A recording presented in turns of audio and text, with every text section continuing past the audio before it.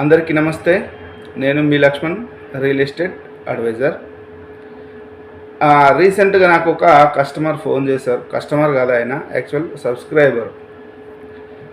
ఆయన ఫోన్ చేసి ఏమన్నాడంటే ఒక రిక్వెస్ట్ చేసింది. సార్, నేను పలానా దగ్గర ప్లాట్ కొన్నాను, 2016లో ఇన్వెస్ట్మెంట్ చేశాను.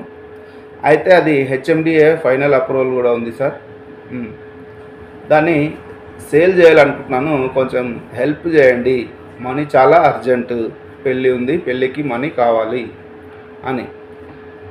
ఎక్కడ అంటే ఆ ప్లేస్ చెప్పాడు అన్నట్టు. ప్లేస్ చెప్పంగానే నాకు పెద్ద డౌట్ వచ్చేసింది. ఎందుకంటే ఆ ప్లేస్లో దాదాపు ఇష్యూసే నడుస్తున్నాయి కాబట్టి. సరే, ఒకసారి మీరు డాక్యుమెంట్స్ సెండ్ చేయండి అంటే చెప్తే డాక్యుమెంట్స్ సెండ్ చేశాడు. చెక్ చేసుకుంటే కరెక్ట్గా అది పెరి అర్బన్ జోన్లోనే ఉంది. అది పెరి అర్బన్ జోన్లో ఉంది కాబట్టి ఆయనకు సేల్ కావట్లేదు. ఆయనకు అమ్మేటప్పుడు ఏం చెప్పారంటే చుట్టుముట్టు మంచి మంచి కంపెనీస్ ఉన్నాయి. నిజంగానే చెక్ చేసుకున్నాను, నేను కూడా తెలుసు కంపెనీస్ ఉన్నాయని. డేటా సెంటర్ కూడా ఉంది, మైక్రోసాఫ్ట్ డేటా సెంటర్ కూడా ఉంది. HMDA final approval. హెచ్ఎండిఏ అనేసరికి అన్నీ క్లియర్గా ఉంటాయని అనుకున్నారు. నిజానికి ఇక్కడ డాక్యుమెంటేషన్ పరంగా ఆల్ క్లియర్. అప్రూవ్డ్ లేఅవుటే, డాక్యుమెంటేషన్ కూడా క్లియర్గా ఉన్నాయి, రిజిస్ట్రేషన్ అయిపోయింది, అంత అయిపోయింది. కానీ ఇక్కడ హెచ్ఎండిఏలో ఇన్వెస్ట్మెంట్ చేసేటప్పుడు ముఖ్యంగా గుర్తుంచుకోవాల్సింది, చాలామంది చేసే పొరపాటు అన్నట్టు ఇది. తెలిసి చేస్తారు, తెలియకుండా కూడా చేస్తారు. హెచ్ఎండిఏలో ఇన్వెస్ట్మెంట్ చేసేటప్పుడు జోన్స్ ఉంటాయి.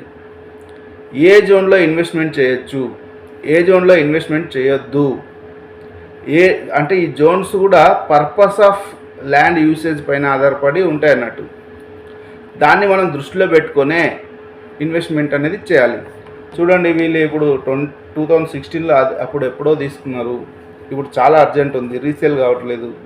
అంటే ఇన్ని రోజులు ఇన్వెస్ట్మెంట్ పెట్టి కూడా డెడ్ ఇన్వెస్ట్మెంట్ అనేది అయింది. చాలా బాధ అనిపించింది. ఆయన చాటింగ్ చూస్తేనే నాకే కళ్ళ నీళ్ళు వస్తున్నాయి. అంత అర్జెంట్ ఉంది అమౌంట్.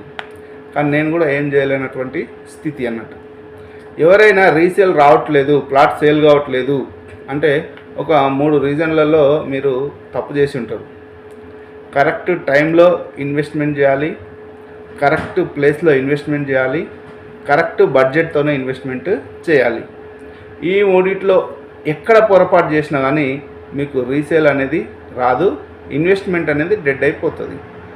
కాబట్టి ఇన్వెస్ట్మెంట్ చేసేటప్పుడు బాగా గుర్తుపెట్టుకోండి, డాక్యుమెంట్ ఒకటే ఇంపార్టెంట్ కాదు, మనకు ఏరియా కూడా ఇంపార్టెంటు. మనకు అన్ని అప్రూవల్స్ ఉన్నాయి, అన్ని డాక్యుమెంట్ రిజిస్ట్రేషనే అనుకుంటే సరిపోదు. మనకి ఏరియా కూడా చాలా ఇంపార్టెంట్ అండి. ఏరియాని బట్టి మనం ఇన్వెస్ట్మెంట్ అనేది చేయాలి.